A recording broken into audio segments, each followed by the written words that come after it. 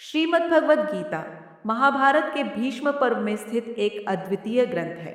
इसमें 18 अध्याय और 700 श्लोक हैं।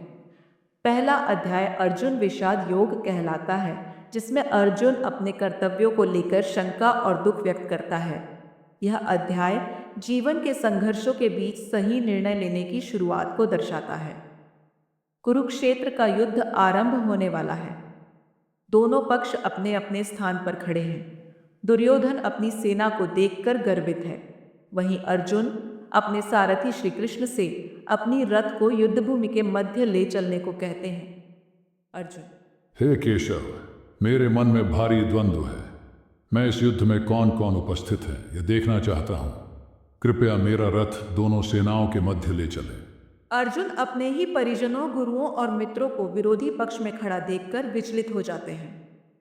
अर्जुन: हे माधव, मेरे अपने ही भाई गुरुदेव और मित्र इस युद्ध में शामिल हैं। इन्हें मारकर मैं किस सुख की प्राप्ति करूंगा। मेरे हाथ कांप रहे हैं, धनुष गांडीव गिर रहा है। मैं यह युद्ध नहीं कर सकता। हे गोविंद, क्या यह धर्म है कि अपने ही लोगों का वध करूं? क्या यह सही होगा? मैं मोह और करुणा से भर गया हूं। कृपया मुझे मार्गदर्शन दें। मैं अपनी बुद्धि खो बैठा हूं। अर्जुन का यह विषाद हमें जीवन की उन परिस्थितियों की याद दिलाता है जब हम अपने कर्तव्यों को लेकर असमंजस में होते हैं। इस अध्याय के अंत में अर्जुन अपने कर्तव्य और धर्म को लेकर संशय में श्री कृष्ण से मार्गदर्शन मांगते हैं। यही वह क्षण है जहां से गीता का उपदेश प्रारंभ होता है। कृष्ण: हे अर्जुन, यह मोह और दुर्बलता तुम्हें शोभा नहीं देती। अपने कर्तव्यों को समझो और धर्म का पालन करो।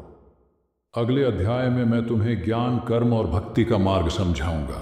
अध्याय 1 हमें सिखाता है कि जीवन में कभी कभी परिस्थितियां हमें भ्रमित कर सकती हैं, लेकिन इन क्षणों में आत्मविश्लेषण और मार्गदर्शन ही हमें सही राह दिखाते हैं।